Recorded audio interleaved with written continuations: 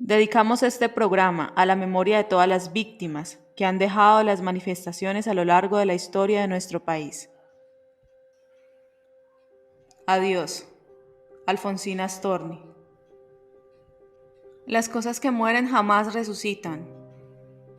Las cosas que mueren no tornan jamás. Se quiebran los vasos y el vidrio que queda. Es polvo por siempre y por siempre será. Cuando los capullos caen de la rama, 2 veces seguidas no florecerán. Las flores tronchadas por el viento impío se agotan por siempre jamás. Los días que fueron, los días perdidos, los días inertes ya no volverán. Qué tristes las horas que se desgranaron bajo el aletazo de la soledad.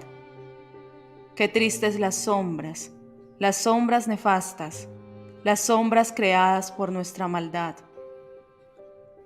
Oh, las cosas idas, las cosas marchitas, las cosas celestes que así se nos van.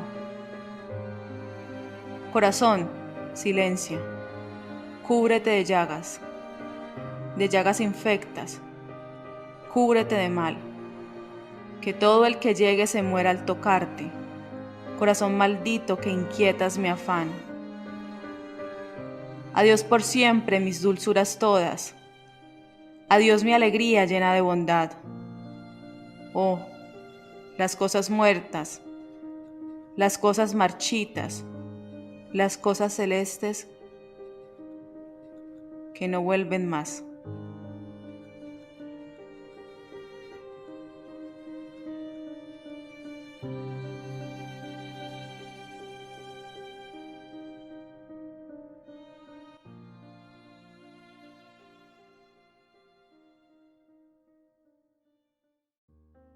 Hola y bienvenidos a el capítulo 35 de Comala Podcast. Mi nombre es Carol Díaz y el día de hoy me encuentro acompañada de Jorge Sánchez. Y en esta ocasión tenemos un invitado muy especial, Gabriel, el director de los talleres de escritura Altazor. Bienvenido, Gabriel. Bienvenido, Jorge. Hola Carol, muchas gracias por invitarme a tu programa. Y a Jorge, un abrazo. Sí, le damos la bienvenida a Gabriela en un programa un tanto especial porque ya pues quiero confesar a la gente que teníamos planeado tratar un tema muy diferente al que vamos a tratar hoy, pero como ya todos sabrán, la situación en Colombia, las marchas y lo que está pidiendo las personas se ha intensificado en esta última semana y nos pareció justo y necesario tratarlo en nuestro podcast, darle un espacio. Y eso es lo que vamos a hacer hoy con Gabriel. Vamos a hablar acerca de la situación actual del país y vamos a utilizar a grandes rasgos un texto de un autor colombiano llamado Álvaro Cepeda Zamudio, que escribió una novela muy buena que recomiendo a todo el mundo que se la lea, que se llama La Casa Grande. Y el primer capítulo de La Casa Grande se titula Los Soldados. Así que eso lo vamos a estar utilizando. Y antes que nada, y antes de empezar, quiero conocer un poquito, a grandes rasgos también, la opinión de Gabriel acerca de la situación que estamos viviendo pues hoy en día. Bueno, yo creo que es una situación bastante compleja, bastante crítica. Ya llega un punto, como vemos en las redes y como vemos en los medios de comunicación, de violencia, de intolerancia, de represión. Entonces, está compleja la cosa.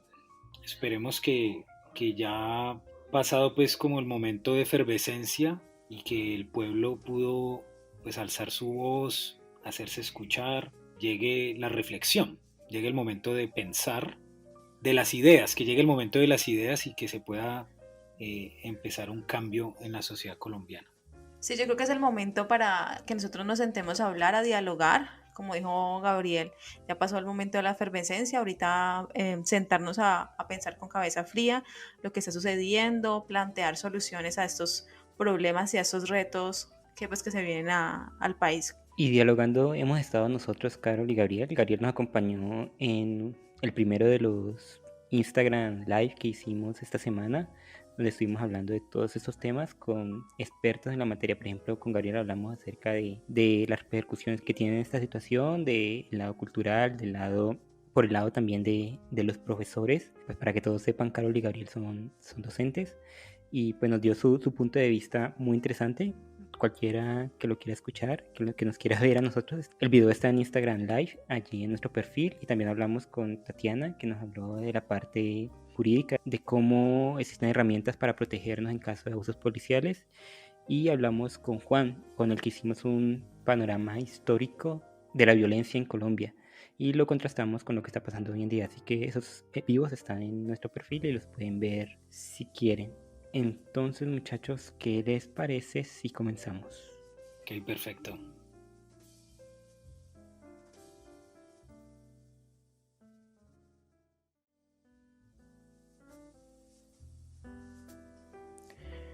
Para comenzar esta conversación en la que vamos a hablar acerca de todo lo que está pasando en Colombia en estos días, con las huelgas y con la caída de la reforma tributaria y los desmanes que hemos evidenciado a través de internet y de las noticias, Carol y yo cogimos un texto como para que sirviera de columna vertebral en esta discusión, pero lo vamos a tratar a grandes rasgos, no va a ser un análisis profundo de este texto, sino que nos va a servir de excusa para todo lo que va a venir a continuación, y es Los Soldados, el primer capítulo de la novela La Casa Grande de Álvaro Cepeda Zamudio.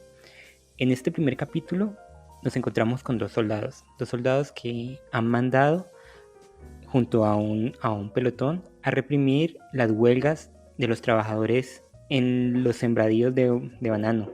Esto se remonta a la masacre de las bananeras por allá en 1928, si no estoy mal. Y los soldados van, pero a medida que van yendo, porque es un recorrido a pie y en tren hasta llegar a los pueblos, van hablando de sus cosas y nos damos cuenta que ellos realmente no saben qué hacen allí, no conocen a la gente que está haciendo las huelgas, no saben por qué están haciendo huelgas, incluso se cuestionan que estén allí. Uno de ellos dice: los que deberían estar aquí son la policía y no el ejército, no deberían mandarnos a nosotros no estamos para eso. Entonces vemos como esa dicotomía entre personas que están cumpliendo un deber pero sin saber realmente qué es lo que están haciendo, y al final vemos pues la masacre y cómo esto afecta a los soldados, que son dos jóvenes que se preocupan realmente más porque si sus botas están secas o no, o porque si tienen un pedazo de pan y un café para comer, que por este tipo de cuestiones como son las huelgas o la búsqueda de derechos por parte de los trabajadores. Y vemos como detrás de ellos están los comandantes, los generales y el gobierno en general, moviendo los hilos, y cómo cada uno de estos estamentos es más corrupto que el otro. Así que estos son Los Soldados, del primer capítulo de La Casa Grande, un libro que yo siempre recomiendo leer. Es genial, es una cosa de otro mundo, de Álvaro Cepeda Zamudio, y esto nos va a servir para hablar de los temas que estamos viviendo en Colombia en estos días. Sí, mira, Jorge, aquí quiero citar esa partecita justa que acabaste de nombrar. No tienen derecho. ¿Derecho a qué? A la huelga. ¿Tú qué sabes? El teniente dijo. El teniente no sabe nada. Eso sí es verdad. Él repite lo que le dice el comandante. Entonces, mira, precisamente ellos son títeres de los títeres, ¿no? Entonces uno le da una orden y el otro repite esa orden hasta llegar como a los soldados ya rasos. Y yo creo que en parte eso está pasando en la actualidad, y por eso este libro es tan actual. Nos habla de lo que está sucediendo en el país. ¿Ustedes cómo ven el hecho precisamente de que esto ocurra en la actualidad y que nos ocurra a nosotros como colombianos? Pues yo creo que esto pues no es algo nuevo. Esto tiene que ver con la banalidad del mal que nos había hablado Hannah Arendt a propósito pues del Holocausto en su libro de Eichmann en Jerusalén. El hecho de que un soldado o un miembro de un ejército pues ejecute un asesinato y pues diga que eso es una orden, que eso lo hace porque se lo mandaron, como si fuera un trámite burocrático, ¿no? Como escudándose en eso, sin ninguna implicación ética, sin ninguna implicación moral de su parte.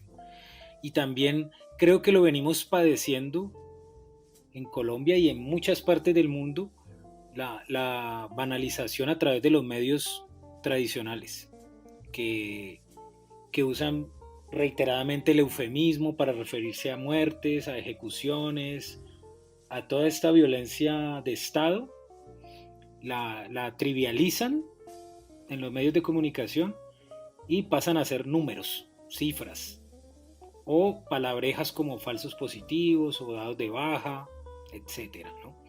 Creo que el texto refleja ese tipo de fenómenos.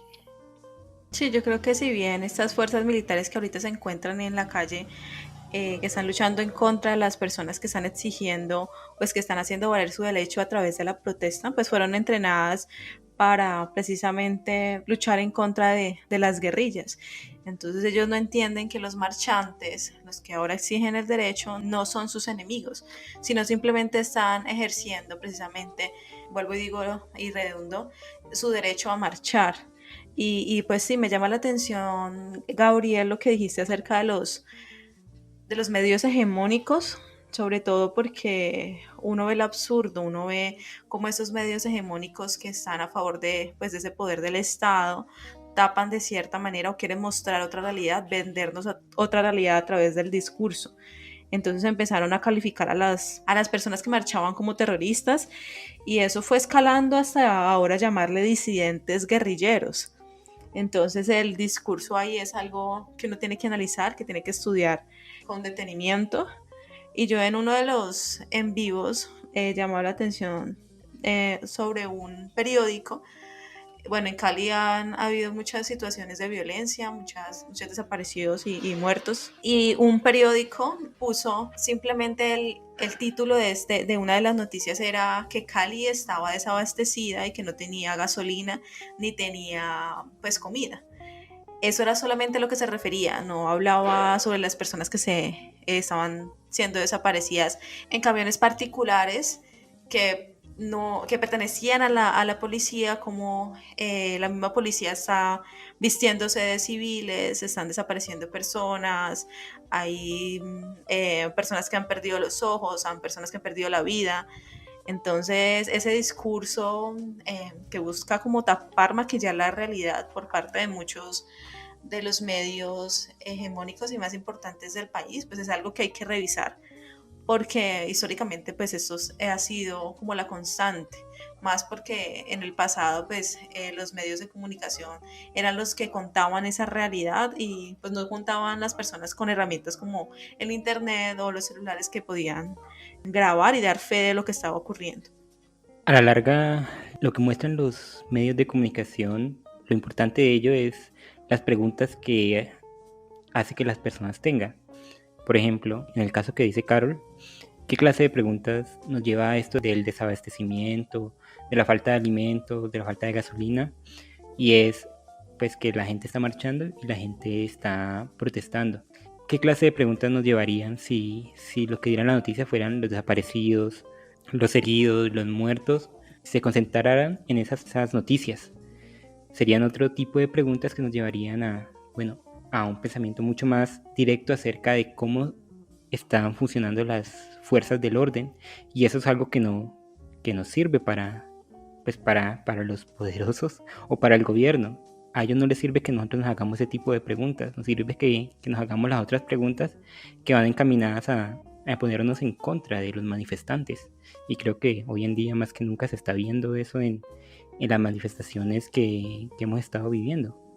Sí, total. Yo creo que este tipo de textos, como el de Cepeda Zamudio y muchas, incluso momentos históricos, si nos retomamos, pues este es el de la masacre de las bananeras, por ejemplo el 11 de septiembre, que es un hecho, pues es un atentado y tal, es violento, pero miren cómo los medios desde el 11 de septiembre empiezan a saturar, que esa es otra forma de banalizar, ¿no?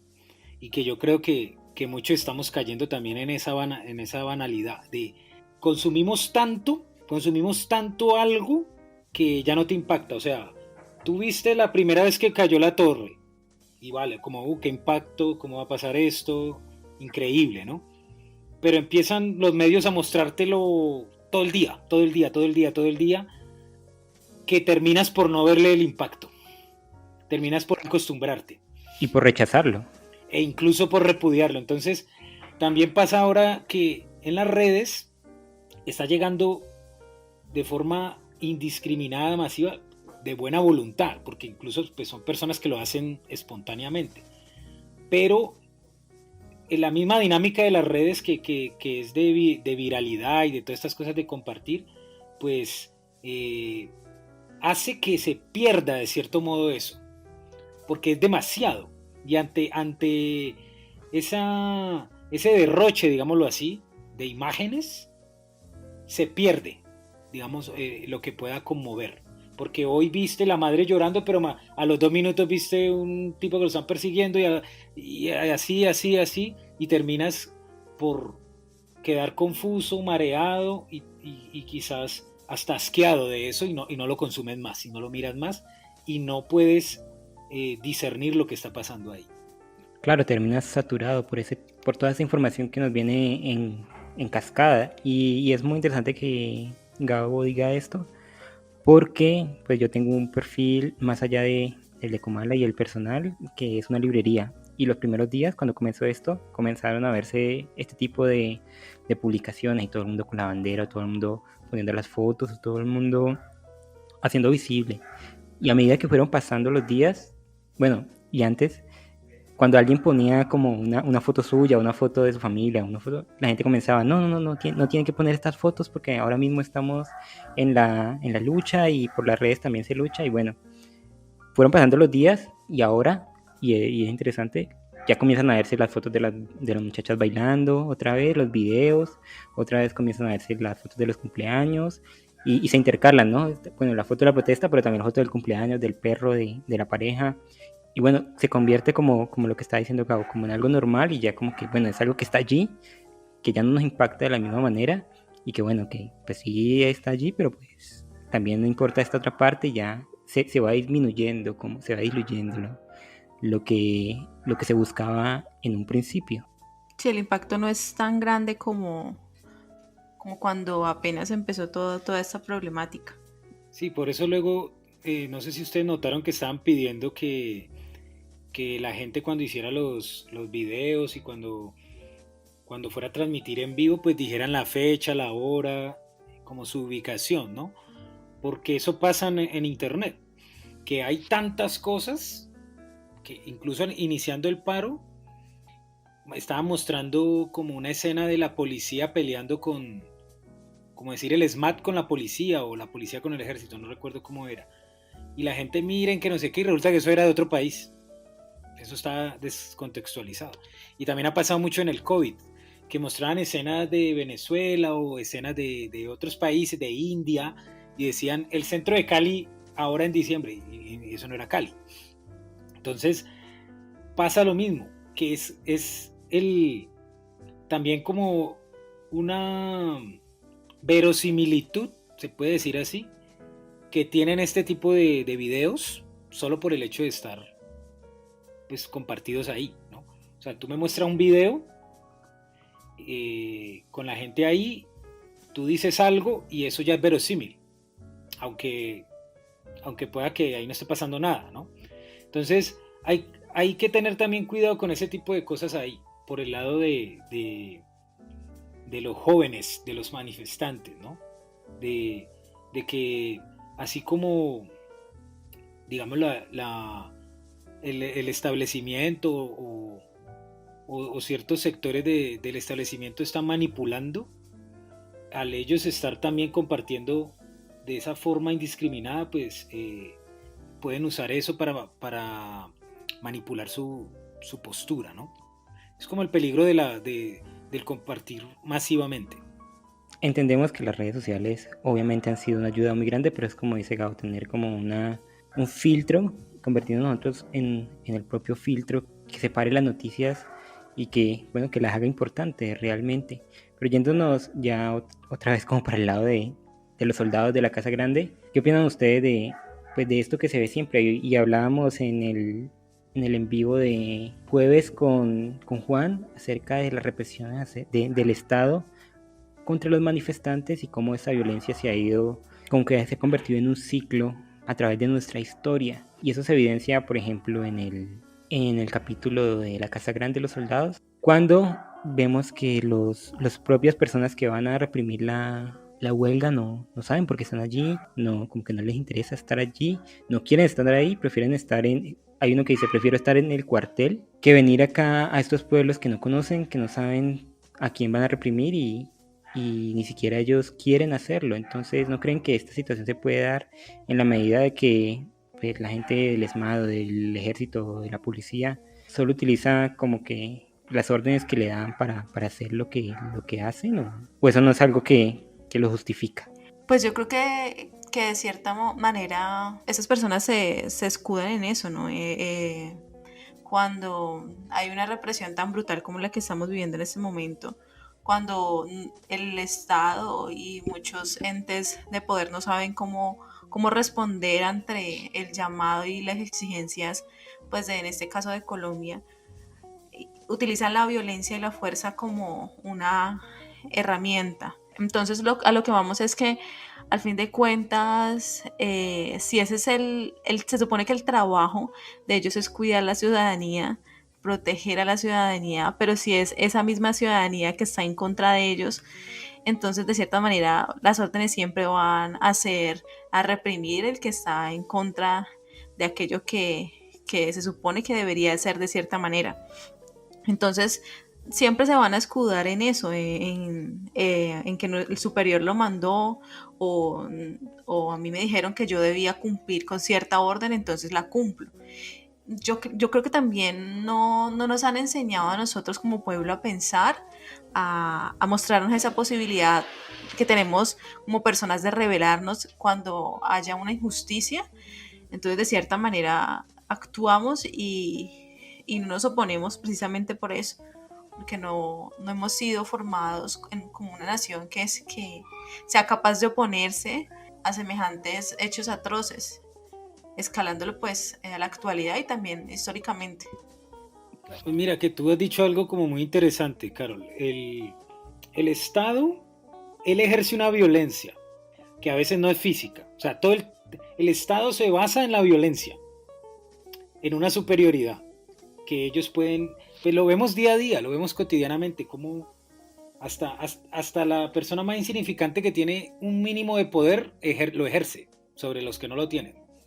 Y entonces el vigilante del centro comercial, como le dieron ese poder de que no te puede dejar entrar, él se aprovecha de ese poder. Entonces, el Estado ejerce una violencia siempre contra su pueblo.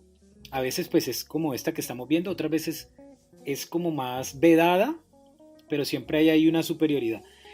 Lastimosamente pues en Latinoamérica estos países ejercen una violencia que es también aparte de física, pues con la corrupción, que se roban las cosas, que no nos dan salud ni educación, no hay oportunidades. Entonces eso es un tipo de violencia también. Entonces, cuando una persona de forma individual hace algo y ejerce una violencia, entonces mismo el Estado dice, no se puede. Es como si dijeran, el único que puede hacer eso soy yo. O sea, y lo estamos viendo en las marchas. Y yo creo que lo refleja un poco como esos soldados que están indiferentes ante ciertas cosas y se preocupan por otras que pueden resultar como baladí, ¿no? Y que no ven el problema de fondo. Entonces es parecido, ¿no? Como el gobierno robándose los páramos, robándose pues un poco de cosas, las pensiones y tal, y luego escandalizados porque se quebró un vidrio o porque se robaron un cajero.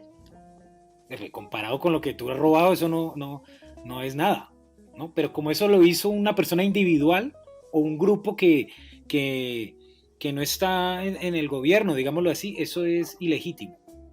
Entonces, el Estado ejerce una violencia y como nadie pues está por encima de ellos, porque ellos son como la máxima autoridad, su violencia queda ahí totalmente a veces impune, incluso legitimada. Entonces, interesante que viéndolo desde esos individuos que el novelista plantea ahí, estos personajes, se ve como reflejado el tipo de de problemática relacionada con la violencia, ¿no? Estas personas hacen parte de ese aparato estatal y para ellos esa violencia es como parte de un trabajo, como tú ir a la oficina, poner un sello en una página, firmar, marcar tu hora de salida, tal, ¿no? Es totalmente legítima. Y muy por esa vía quisiera citar un fragmento de La Casa Grande, la última parte del capítulo de los soldados que dice: no es culpa tuya, tenías que hacerlo. No, no tenía que hacerlo. Dieron la orden de disparar. Sí, dieron la orden de disparar y tuviste que hacerlo. No tenía que haberlo matado. No tenía que matar a un hombre que no conocía. Dieron la orden. Todos dispararon. Tú también tenías que disparar. No te preocupes tanto. Pude alzar el fusil. Nada más alzar el fusil, pero no disparar. Sí, es verdad, pero no lo hice.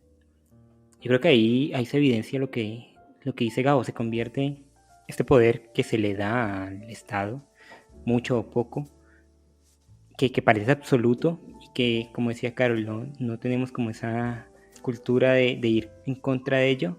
Se refleja en este tipo de acciones y se convierte en algo como que se debe hacer simplemente por el hecho de que se debe hacer y sin mayor reflexión, como ir al trabajo, como poner tarjeta y chequear que llegaste. Y creo que eso deriva en los abusos y en todo lo que estamos viendo hoy en día. Pero no sé, y esta pregunta para Gabo y para Carol, no sé si es imposible no alcanzar los objetivos que busca el pueblo, que buscan las marchas, sin recurrir a una violencia como la que hemos visto estos días, sin recurrir a la quema de cosas, al daño de las propiedades. ¿Esto es imposible o es algo que va pegado con las manifestaciones y demuestra como el dolor de las personas y lo hartas que están? ¿Ustedes qué creen? Bueno, yo creo que hay varias posturas, ¿no? O sea, está tipo Malcolm X, que dice pues que ninguna revolución pacífica ha hecho algo, todas las revoluciones son violentas per se, puede haber una revolución dulce, una revolución tierna, según él, ¿no? Y pues sobre todo con lo que él defendía, ¿no?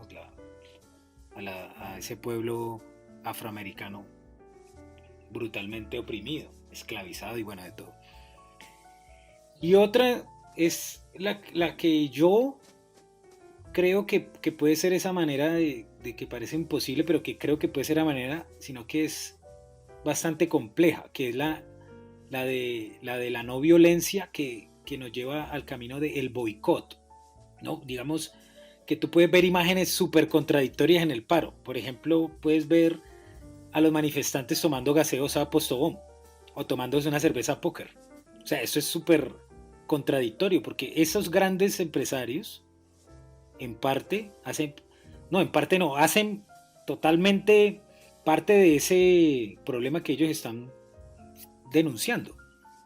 Total, porque incluso si nos quedamos en la reforma, pues esta reforma que quería meter el gobierno y la anterior, lo que buscaban era liberar a los grandes capitales del compromiso fiscal, de los impuestos.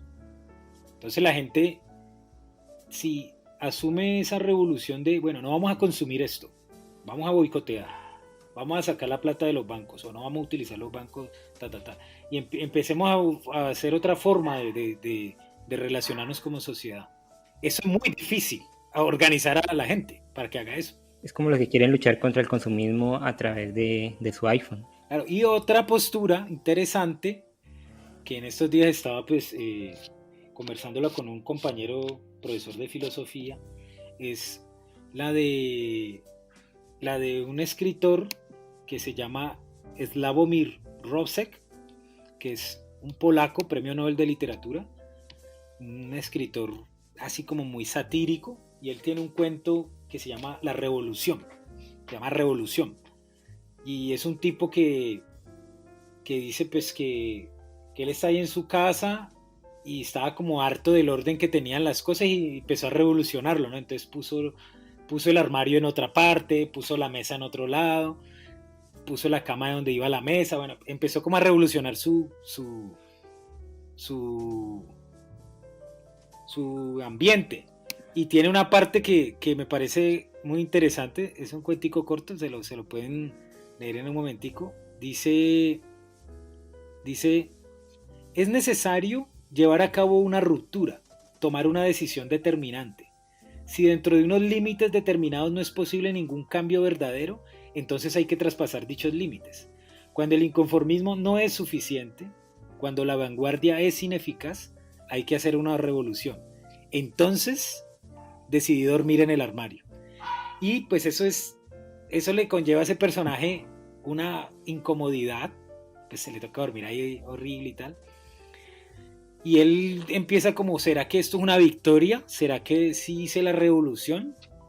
Pero al final lo vence como ese dolor físico, el cuerpo no aguanta y dice, no aguanté más, me salí del armario, dormí 3 días y 3 noches seguidas, me volví a meter, puse todo otra vez en el orden y termina el cuento como con ese humor que tiene este autor. Dice, la cama está de nuevo allí, el armario allá y la mesa en medio, y cuando me consume el aburrimiento recuerdo los tiempos en que fui revolucionario.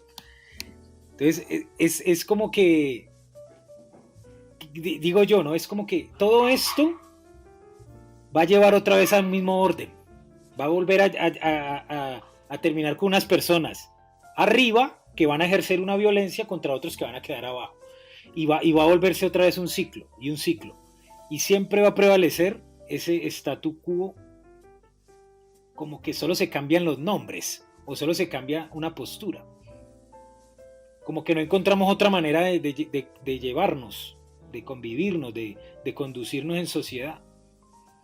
Hay unas más justas que otras, pero siempre es igual. Entonces, me gusta este cuento porque dice, de forma irónica, aunque dicen que él no lo escribió por cuestiones políticas, no era esa su intención, sino más que todo como un poco burlándose de artistas contemporáneos y que hacen pues esas revoluciones en el arte, y los que hacen performance y los que hacen pues toda esta cuestión del arte contemporáneo, que iba por ahí la cosa.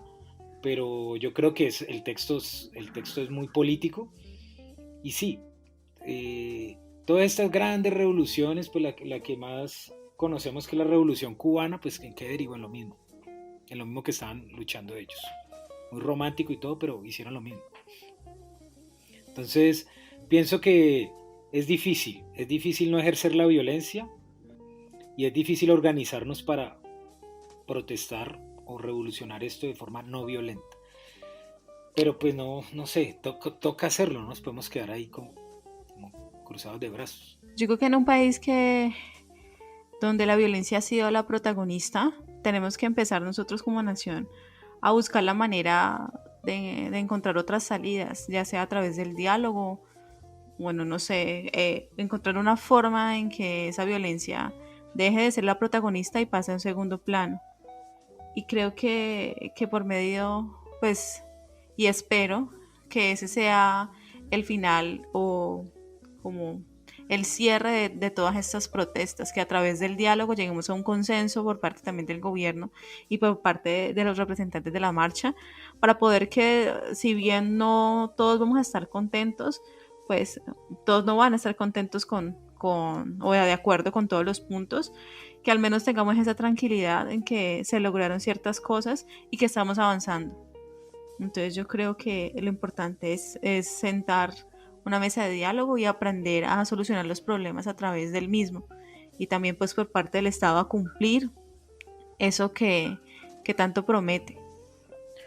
Pues esperemos que así sea, Carol, y con esto terminamos el capítulo número 35 que dedicamos a la situación actual de Colombia con nuestro invitado Gabriel. Gabriel, te agradecemos por estar otra vez aquí en el programa. Pues lamentamos molestarte tanto, pero tu voz siempre es muy interesante escucharla y los pensamientos que tienes. Así que todo el agradecimiento del mundo. Muchas gracias a ustedes por invitarme. Un abrazo y pues ya nos veremos en el camino. Y pues esperando que esto mejore. Sí, así esperamos. Mil gracias, Gabriel, por estar tan presto a estar pues en los programas. Como dijo Jorge, indiscutiblemente tus conocimientos pues son muy importantes y tu voz es muy importante para este programa. Muchas gracias a ti, Jorge, también, y a todas las personas que nos están escuchando. Sí, agradecemos a todos los que nos escuchan, los que comentan y nos vemos en la próxima. Chao, Hasta la chao. próxima. Artículo escrito por Borges después de su asistencia a una de las sesiones del juicio de las juntas militares. Lunes 22 de julio de 1985. He asistido por primera vez y última vez a un juicio oral. Un juicio oral a un hombre que había sufrido unos 4 años de prisión, de azotes, de vejámenes y de cotidiana tortura. Yo esperaba oír quejas, denuestos y la indignación de la carne humana interminablemente sometida a ese milagro atroz que es el dolor físico. Ocurrió algo distinto. Ocurrió algo peor. El réprobo había entrado enteramente en la rutina de su infierno. Hablaba con simplicidad, casi con indiferencia, de la picana eléctrica, de la represión, de la logística, de los turnos, del calabozo, de las esposas y de los grillos. También de la capucha. No había odio en su voz. Bajo el suplicio había delatado a sus camaradas. Estos lo acompañarían después y le dirían que no se hiciera mala sangre, porque al cabo de unas sesiones cualquier hombre declara cualquier cosa. Ante el fiscal y ante nosotros, enumeraba con valentía y con precisión los castigos corporales que fueron su pan nuestro de cada día. 200 personas lo oíamos, pero sentí que estaba en una cárcel. Lo más terrible de una cárcel es que quienes entraron en ella no pueden salir nunca. De este o del otro lado de los barrotes siguen estando presos. El encarcelado y el carcelero acaban por ser uno. Stevenson creía que la crueldad es el pecado capital. Ejercerlo o sufrirlo es alcanzar una suerte de horrible insensibilidad o inocencia. Los réprobos se confunden con sus demonios. El mártir con el que ha encendido la pira. La cárcel es, de hecho, infinita. De las muchas cosas que oí esa tarde y que espero olvidar, referiré la que más me marcó para librarme de ella. Ocurrió un 24 de diciembre. Llevaron a todos los presos a una sala donde no habían estado nunca. No sin algún asombro, vieron una larga mesa tendida. Vieron manteles, platos de porcelana, cubiertos y botellas de vino. Después llegaron los manjares. Repito las palabras del huésped. Era la cena de Nochebuena. Habían sido torturados y no ignoraban que los torturarían al día siguiente. Apareció el Señor de ese infierno y les deseó feliz Navidad. No era una burla, no era una manifestación del cinismo, no era un remordimiento. Era, como ya dije, una suerte de inocencia del mal. ¿Qué pensar de todo esto? Yo personalmente descreo del libre albedrío, descreo de castigos y de premios, descreo del infierno y del cielo. Almafuerte escribió: somos los anunciados, los previstos si hay un Dios, si hay un punto omnisapiente, y antes de ser, ya son, en esa mente, los Judas, los Pilatos y los Cristos. Sin embargo, no juzgar y no condenar el crimen sería fomentar la impunidad y convertirse, de algún modo, en su cómplice. Es de curiosa observación que los militares que abolieron el Código Civil y prefirieron el secuestro, la tortura y la ejecución clandestina al ejercicio público de la ley quieran acogerse ahora a los beneficios de esa antiguaya y busquen buenos defensores. No menos admirable es que haya abogados que, desinteresadamente sin duda, se dediquen a resguardar de todo peligro a sus negadores de ayer.